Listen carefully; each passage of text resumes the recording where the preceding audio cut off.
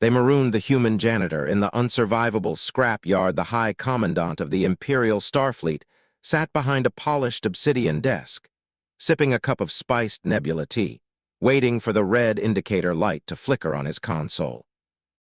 It was a formality, really. 3 standard days ago, Cadet General Vrax had initiated Protocol 88 Delta, affectionately known among the upper echelons as Project Bastard. The parameters were simple. Take a problematic, insubordinate subject, strip them of all military gear, and drop them unceremoniously into the scrapyard of Sector 9. Sector 9 wasn't just a junkyard. It was a localized gravitational hazard. A chaotic wasteland of discarded dreadnought carcasses, unexploded ordnance, toxic fuel pockets, and crushing radiation waves that liquefied organic tissue within 72 hours. No one survived Sector 9. It was the Empire's favorite way to quietly solve disciplinary problems without the messy paperwork of a court-martial. The subject this time wasn't even a cadet. He was a human. A low-tier maintenance worker named Arthur, assigned to clean the grease traps in the lower mess halls until he made the unfortunate tactical error of telling a fleet admiral that his uniform made him look like a startled peacock. "Any telemetry from the drop zone yet?" Vrax asked without looking up, his 4 upper mandibles clicking in idle amusement. His adjutant, a scrawny avian clerk named Kale, tapped nervously at his data slate. "Negative on active telemetry, High Commandant. The atmospheric acid storms and electromagnetic interference are entirely blocking our long-range drones. However, automated life sign vitals suggest the subject's adrenaline spiked dramatically about 12 hours ago, followed by a total cessation of panic state hormones." Vrax chuckled, swirling his tea. "Ah, the acceptance phase. Soon, the radiation will finish the job. File the casualty report under industrial training accident and fetch my afternoon schedule." 12 hours earlier, 5 kilometers down in the crushing, sulfur-choked abyss of Sector 9. Arthur was currently wiping a smear of synthetic grease off his forehead with the back of a stained jumpsuit sleeve. He was not panicking. Panicking didn't clear out clogged waste pipes, and it certainly didn't weld titanium plates together. "Okay," Arthur muttered to himself, squinting through his cracked welding goggles at the towering, rusted monument of obsolete alien engineering looming before him. It was the Vandermeer, a decommissioned dreadnought from the First Hegemony War, discarded 2 centuries ago. Its bow was caved in, its warp core was a jagged, melted paperweight, and its interior corridors were currently home to 3 species of aggressive, acid-spitting scrapworms. To the Imperial Starfleet, it was a tomb. To Arthur, who had spent 12 years fixing antiquated plumbing on rusted cargo scows before being drafted into this absurd military, it was a 3-bedroom fixer-upper with great structural bones. "Right then," Arthur muttered, grabbing a heavy-duty plasma torch that he had managed to hot wire using a discarded battery array and a coil of copper wiring. "Let's see what these space nerds left in the basement." What followed over the next 60 hours defied every known law of Imperial naval architecture, standard physics, and basic common sense, a phenomenon human engineers secretly referred to as Project Bastard logic. Taking whatever garbage was lying around, duct taping it to a prayer, and making it run at 300% efficiency out of pure, unfiltered spite. Arthur didn't try to repair the ship's hyper-advanced, impossibly fragile antimatter matrix. Instead, he ripped it out entirely, dumped 10 tons of unrefined industrial plasma coolant into the cavity, and rigged a crude, oversized diesel hybrid turbine salvaged from an ore hauler's emergency escape pod. When the scrapworms tried to attack him, he didn't call for tactical backup.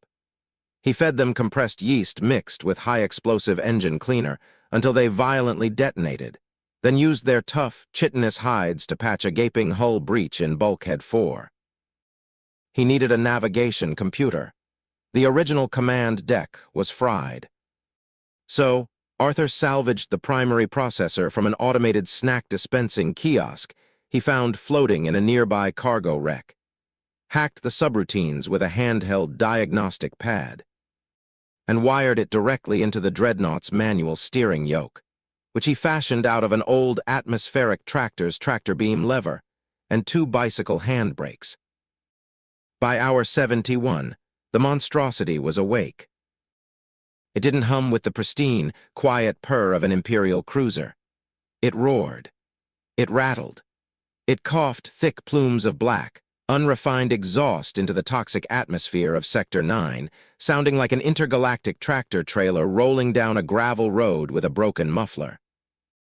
Back in the pristine, ivory-pillared command center of the Imperial Academy, the red indicator light finally flickered on.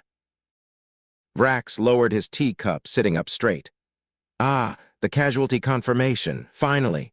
Put it on the main holoscreen, Kale. Let us review the log so we can close the file. Kale tapped his console, routing the long-range sensor sweep to the central viewing dais. Pulling up visual now, sir.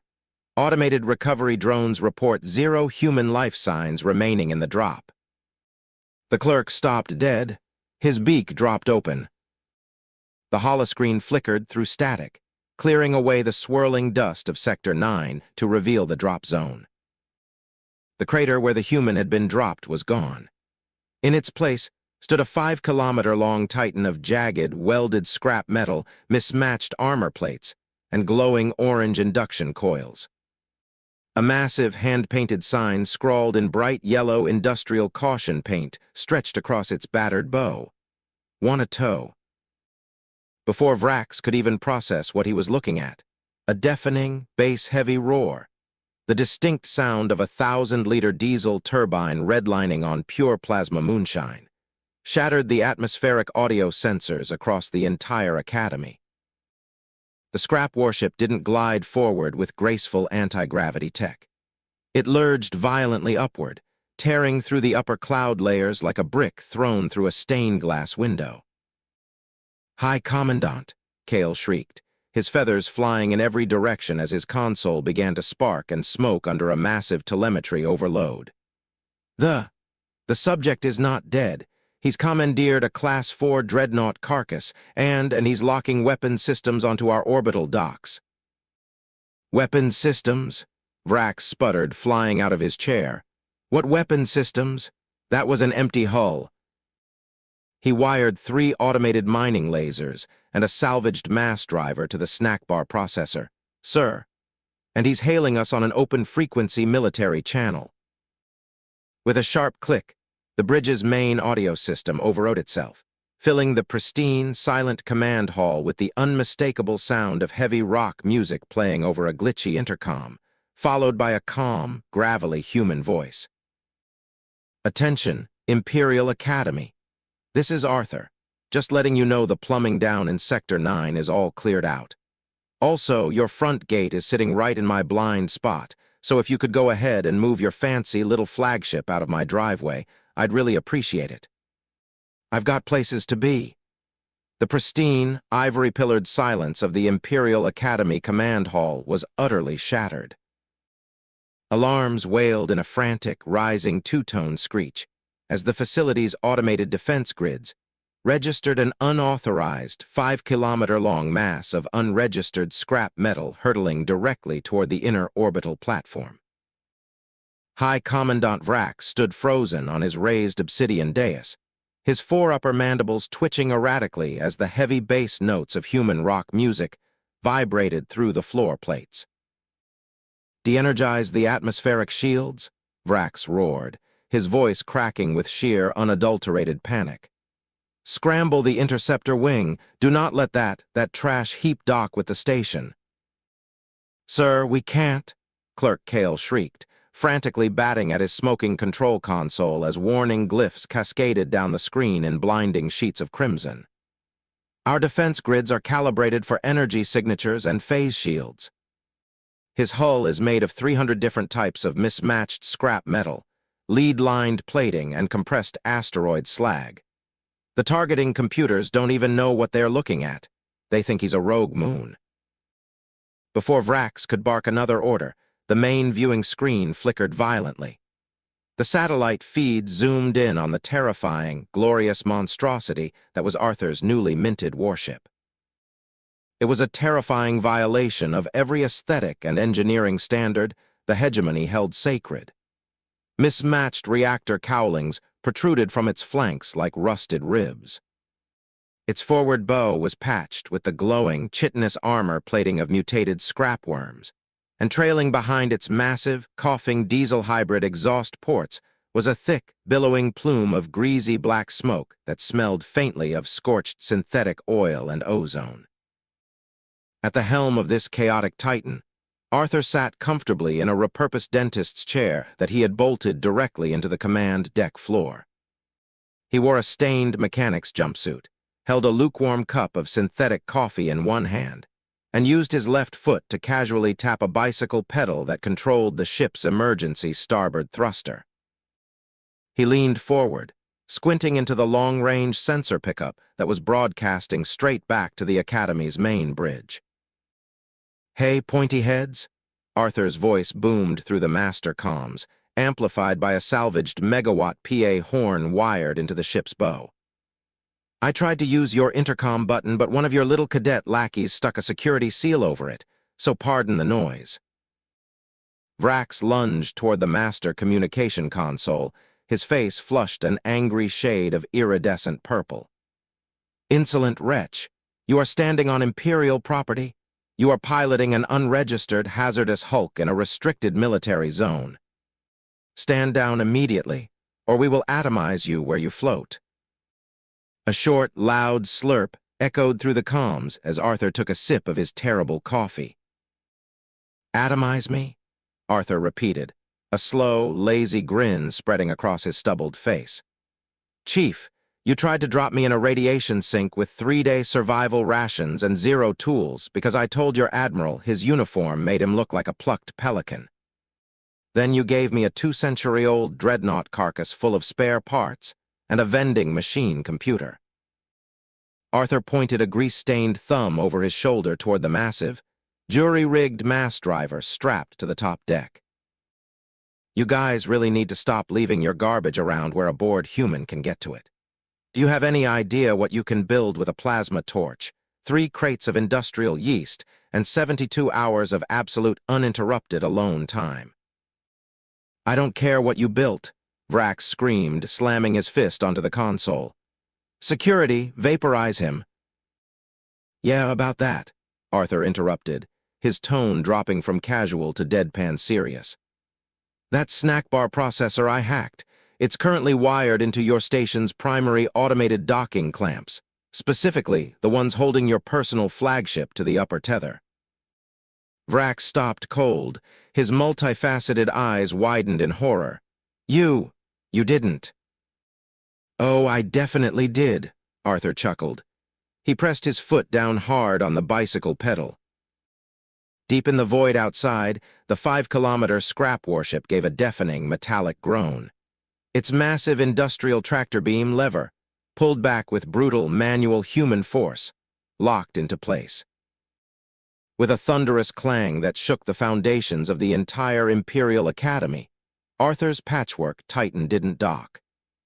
It grabbed the edge of the station's primary structural ring, spun itself around on an improvised axis, and used the momentum to effortlessly fling the High Commandant's pristine, gold-plated luxury cruiser completely out of its docking bay and into a decaying orbit around Sector 9 gravity well.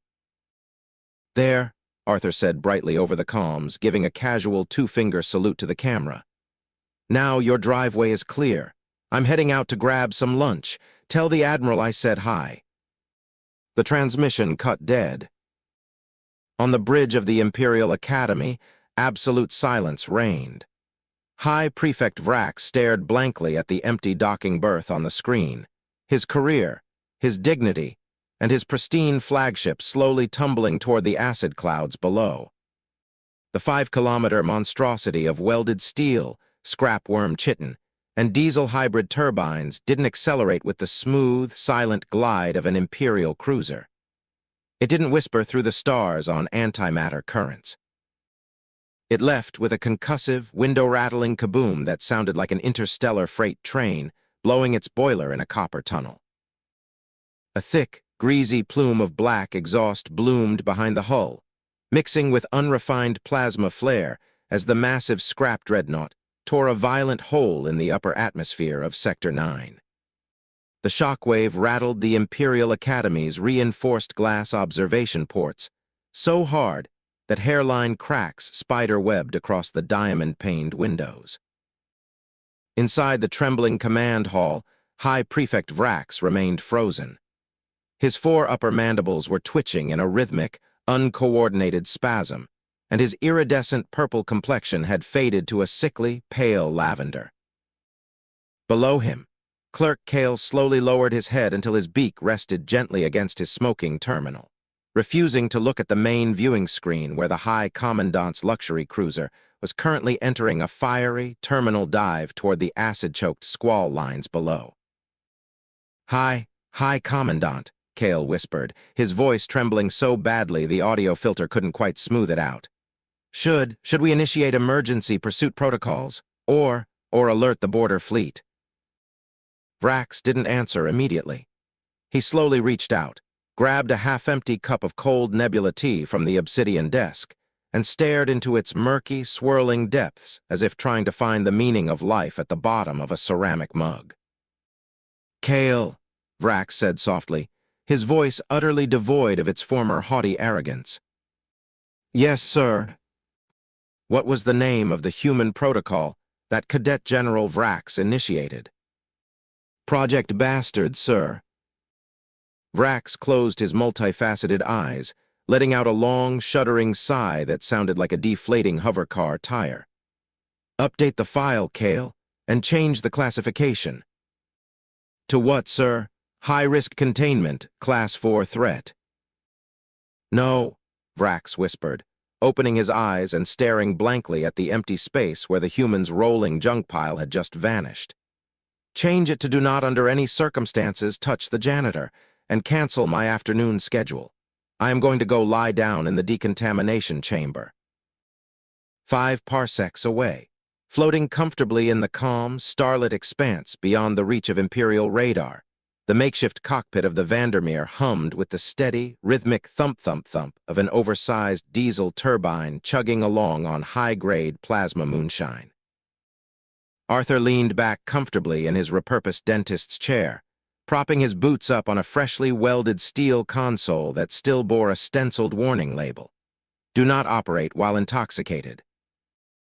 He took a slow, deeply satisfying sip of his lukewarm coffee.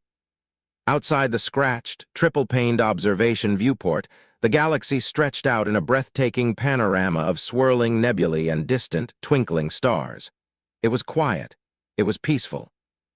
And best of all, there wasn't a single pompous Imperial admiral in sight. A low, synthetic clicking sound drew his attention to the corner of the bridge. Mac, the battered mining droid Arthur had rescued from a nearby cargo wreck and wired directly into the ship's snack bar processor, rolled forward on squeaking casters, its single duct-taped blue optical lens blinking rhythmically. Captain, Mac's synthetic voice rasped, the internal audio speaker crackling with faint static. Long-range scanners indicate we are officially clear of Imperial jurisdiction. Furthermore, our current velocity of 4% of light speed is maintaining structural integrity, provided we do not hit any unusually large asteroids or aggressive space fauna. Arthur grinned, setting his coffee mug down on an empty soup can. Good to hear, Mac, Arthur said, reaching over to tap a rhythm against the steering yoke, which was still connected to a pair of bicycle handbrakes and a tractor beam lever. How's the galley looking? Did we salvage any decent rations from that supply locker? Affirmative, Mac replied, his mechanical arm adjusting a blinking toggle switch. We have 3 crates of nutrient paste, 6 liters of unrefined engine cleaner, and 1 package of freeze-dried chocolate ice cream left over from an Imperial supply drop. Luxury? Arthur laughed, leaning back and lacing his hands behind his head as the 5-kilometer scrap titan rumbled steadily into the deep, uncharted dark of the outer rim. Let him keep their pristine ships, their gleaming biosteel, and their fancy academies. He gave the steering yoke a casual, affectionate pat. Out here you just need a wrench, a little duct tape, and a whole lot of spite. Let's see what's over the next horizon. The steady, rhythmic thump-thump-thump of the diesel hybrid turbine echoed pleasantly through the expansive, cavernous corridors of the Vandermeer. What used to be a sterile, terrifying instrument of ancient Imperial destruction had been thoroughly converted into a rolling, floating masterpiece of blue-collar ingenuity. In Sector 12, which Arthur had officially designated the rec room and machine shop, the atmosphere was downright cozy. He had dragged a couple of weathered vinyl lounge chairs into what used to be the primary tactical briefing room, complete with a flickering, black-and-white cathode ray monitor playing a heavily degraded recording of an old 20th century baseball game he'd found stored on a salvaged flash drive. Arthur kicked his boots up onto a low-slung table made from an upturned missile casing, taking a long, contemplative bite out of a square of freeze-dried chocolate ice cream. Beside him, Mac rolled to a halt, his single blue optical lens casting a steady, hum-filtered glow across the room. "Captain," Mac rasped, his internal cooling fan giving a brief, high-pitched whine.